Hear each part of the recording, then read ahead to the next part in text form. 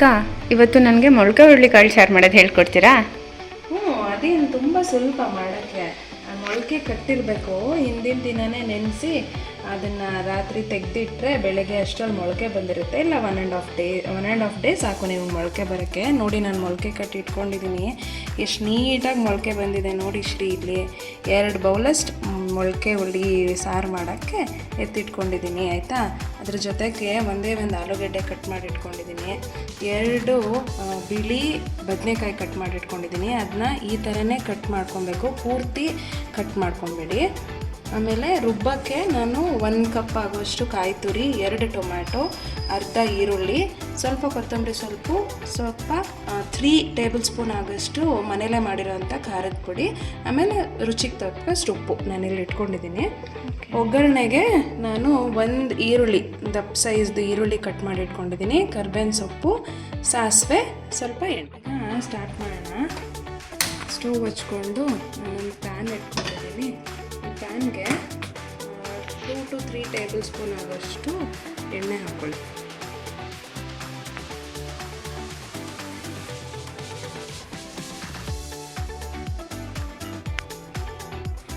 ಎಣ್ಣೆ ಕಾದಿದೆ, ಅದಕ್ಕೆ ನಾನು ಸ್ವಲ್ಪ ಸಾಸಿವೆ ಹಾಕ್ಕೊತಾ ಇದ್ದೀನಿ.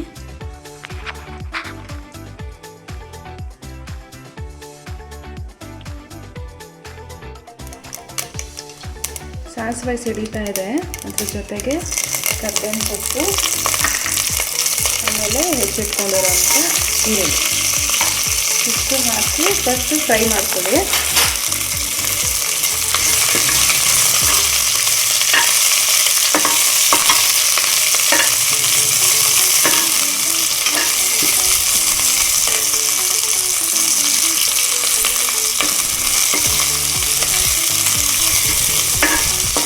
ಮೊಳಕೆಕಾಳು ಸಾರು ಜೊತೆ ನಾನು ಇವತ್ತು ನಿಮಗೆ ಮುದ್ದೆ ಮಾಡಿಕೊಡ್ತೀನಿ ಶ್ರೀ. ಓಕೆ ಅಕ್ಕ, ಥ್ಯಾಂಕ್ ಯು. ಮುದ್ದೆ ಜೊತೆ ಮೊಳಕೆಕಾಳು ಸಾಂಬಾರು ತುಂಬ ಚೆನ್ನಾಗಿರುತ್ತೆ ಕಾಂಬಿನೇಷನ್.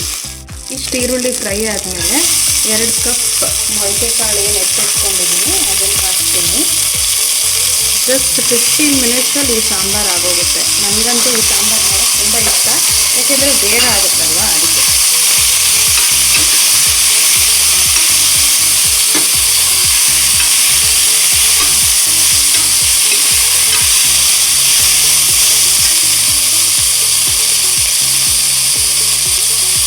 ಇದ್ರ ಜೊತೆಗೇ ಆಲೂಗಡ್ಡೆ ಏನು ಹಚ್ಚಿಟ್ಕೊಂಡಿದ್ದೆ ಅದನ್ನು ಹಾಕ್ತಾಯಿದ್ದೀನಿ.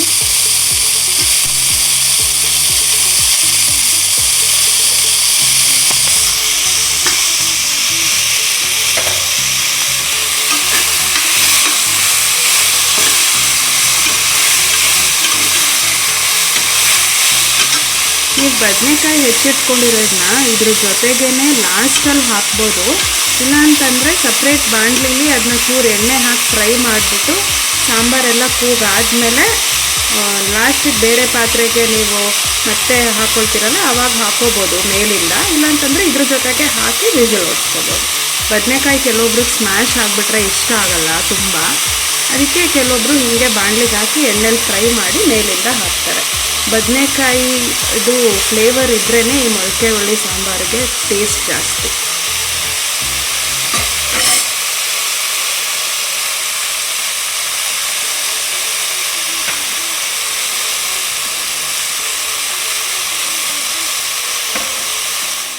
ಅದು ಫ್ರೈ ಆಗ್ತಾ ಇದ್ದಂಗೆ ನಾವು ರುಬ್ಬಕ್ಕೆ ಏನೇನು ಬೇಕೋ ಅದನ್ನೆಲ್ಲ ಹಾಕೊಬಿಡೋಣ. ಸೊ ಆಗಲೇ ತೆಗೆದಿಟ್ಕೊಂಡಿದ್ದೀನಲ್ಲ ಅದಷ್ಟು ಕಾಯಿ, ಆಮೇಲೆ 2 ಟೊಮೆಟೊ ಏನು ಹೆಚ್ಚಿಟ್ಕೊಂಡಿದ್ದೆ ಅದು. ನಾನೇನು ಟೊಮೆಟೊ ಫ್ರೈ ಮಾಡೋಕ್ಕೆ ಹಾಕಲ್ಲ, ಡೈರೆಕ್ಟಾಗಿ ರುಬ್ಬಕ್ಕೆ ಹಾಕ್ಬಿಡ್ತೀನಿ. ಆಮೇಲೆ ಅರ್ಧ ಈರುಳ್ಳಿ, ಇದಿಷ್ಟು ಆದಮೇಲೆ ಕೊತ್ತಂಬರಿ ಸೊಪ್ಪು ಏನು ಇಟ್ಕೊಂಡಿದ್ದೆ ಅದು, ಆಮೇಲೆ 3 ಟೇಬಲ್ ಸ್ಪೂನ್ ಮನೇಲೇ ಮಾಡಿರೋಂಥ ಖಾರದ ಪುಡಿ, ಆಮೇಲೆ ಸ್ವಲ್ಪ ರುಚಿಗೆ ತಕ್ಕಷ್ಟು ಉಪ್ಪು.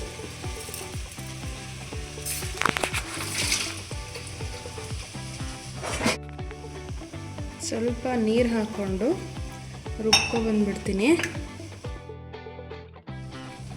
ನೋಡಿ ಈ ಥರ ನುಣ್ಣಗೆ ರುಬ್ಕೊಂಬಿಟ್ಟಾದಮೇಲೆ ಇದೇ ರುಬ್ಬಿರೋದನ್ನ ಈಗ ಮಳೆ ಹುಳಿ ಕಾಳು ಫ್ರೈ ಆಗಿದೆ. ನಾನು ಅದಕ್ಕೆ ಮಸಾಲೆನ ಹಾಕಿಬಿಟ್ಟು ಇನ್ನೊಂದು ಚೂರು ಎಲ್ಲದಕ್ಕೂ ಮಸಾಲೆ ಹಿಡಿಯೋ ಥರ ಈ ಥರ ಫ್ರೈ ಮಾಡ್ಕೊಂಬಿಡಿ. ಆಮೇಲೆ ಸ್ವಲ್ಪ ನಿಮ್ಗೆ ಎಷ್ಟು ಬೇಕು ಅಷ್ಟು ತಿಳಿ ಸಾರು ಆಗೋಂಗೆ ನೀರು ಹಾಕ್ಕೊಂಬಿಟ್ಟು 1 ವಿಷಿಲ್ ಇಲ್ಲ 2 ವಿಷಿಲ್ ಕೂಗಿಸ್ಕೊಂಡ್ರೆ ಸಾಕು, ಸಾಂಬಾರು ರೆಡಿ ಆಗುತ್ತೆ. ನಾನು ಲಾಸ್ಟಿಗೆ ಬದನೆಕಾಯಿ ಹಾಕ್ತೀನಿ, ಬದನೆಕಾಯಿ ಹಾಕಿಸ್ಬಿಟ್ಟೆ ಕೂಗಿಸ್ಬಿಡ್ತೀನಿ.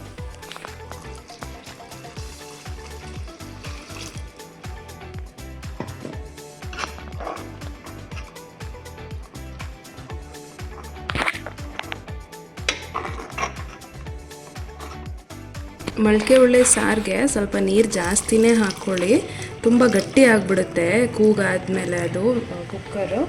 ಸೊ ನೋಡಿ ನಿಮ್ಗೆ ಎಷ್ಟು ಕನ್ಸಿಸ್ಟೆನ್ಸಿ ಬೇಕಾಗುತ್ತೆ ಅಷ್ಟು ನೀರು ಹಾಕ್ಕೊಂಡು ಹಿಂಗೊಂದು ಸತಿ ತಿರುಗಿಬಿಟ್ಟು ಉಪ್ಪು ನೋಡಿಬಿಟ್ಟು ಲಿಡ್ ಕ್ಲೋಸ್ ಮಾಡೋಣ. ಶ್ರೀ, ಮಳೆ ಹುಳಿ ಕಾಳು ಸಾಂಬಾರು ಸ್ಮೆಲ್ ಬರ್ತಿದ್ಯಾ? ಚೆನ್ನಾಗಿ ಘಮ ಘಮ ಅಂತಿದ್ಯಾ? ಸಕ್ಕದಾಗಿ ಸ್ಮೆಲ್ ಬರ್ತಾ ಇದೆ. ಟೇಸ್ಟ್ ನೋಡ್ತೀರಾ ಉಪ್ಪೆಲ್ಲ ಸರಿಗಿದೆಯಾ ಅಂತ ಒಂದ್ಸತಿ ನೋಡಿಬಿಡಿ ನೀವು. ಆಮೇಲೆ ಲಿಡ್ ಕ್ಲೋಸ್ ಮಾಡಿ 2 ವಿಷಲ್ ಬರ್ಸ್ಕೊಂಬಿಡೋಣ. ಅಲ್ಲಿಗೆ ನಮ್ಮ ಮಳೆ ಹುಳಿ ಕಾಳು ಸಾರು ರೆಡಿ ಆಗುತ್ತೆ. ಓಕೆ, ಉಪ್ಪು ಸರಿಗಿದೆ ಶ್ರೀ. ನಾನಿವಾಗ ಲಾಸ್ಟಿಗೆ ಬದನೆಕಾಯಿ ಏನು ಹೆಚ್ಚಿಟ್ಕೊಂಡಿದ್ದೆ ಅದನ್ನು ಹಾಕ್ತಾಯಿದ್ದೀನಿ. ಲಾಸ್ಟಿಗೆ ಯಾಕೆ ಹಾಕ್ತೀನಿ ಅಂದರೆ ಜಾಸ್ತಿ ಸ್ಮ್ಯಾಶ್ ಆಗೋ ಥರ ಬೆಂದೋಗಲ್ಲ, ಅದಕ್ಕೋಸ್ಕರ ನೀವು ಎಣ್ಣೆಲ್ಲೂ ಫ್ರೈ ಮಾಡ್ಕೊಂಡು ಹಾಕೋಬೋದು. ಲಾಸ್ಟಿಗೆ ಆದಮೇಲೆ ತೆಗೆದಿಡ್ತೀರಲ್ಲ ಆವಾಗ ಹಾಕೋಬೋದು. ಸೊ ನಾನಿವಾಗ ಡೈರೆಕ್ಟಾಗಿ ಕೂಗಿಸ್ತಾ ಇದ್ದೀನಿ, ಟೈಮ್ ಆಗೋಗಿದೆ ಊಟಕ್ಕೆ, ಅದಕ್ಕೋಸ್ಕರ. ಎಲ್ಲ ಸರಿಗಿದೆ, ಲಿಡ್ ಕ್ಲೋಸ್ ಮಾಡ್ತಾ ಇದ್ದೀನಿ ಆ್ಯಂಡ್ 2 ವಿಷಲ್ ಬರ್ಸ್ಕೊಳ್ಳೋಣ. ಮಳೆ ಹುಳಿ ಕಾಳು ಸಾಂಬಾರು ರೆಡಿ ಆಗುತ್ತೆ. ಮುದ್ದೆ ಮಾಡಿಕೊಡ್ತೀನಿ, ತಿಂದು ನೋಡ್ಬಿಟ್ಟು ಹೇಗಿದೆ ಅಂತ ಹೇಳಿ. ಸಖತ್ ಟೇಸ್ಟಿ ಆಗಿರುವಂತಹ ಮಳೆ ಹುಳಿ ಕಾಳು ಸಾಂಬಾರು ಈಗ ರೆಡಿ ಆಗಿದೆ. ನಿಮ್ಮ ಮನೇಲೂ ಇದೇ ಥರ ಮಳೆ ಹುಳಿ ಕಾಳು ಸಾಂಬಾರು ಟ್ರೈ ಮಾಡಿ ಹೇಗಿದೆ ಅಂತ ಕಮೆಂಟ್ ಮಾಡಿ. ನಮ್ಮ ಚಾನಲ್ನ ಸಬ್ಸ್ಕ್ರೈಬ್ ಮಾಡಿ ಆ್ಯಂಡ್ ಲೈಕ್ ಮಾಡಿ. Thank you.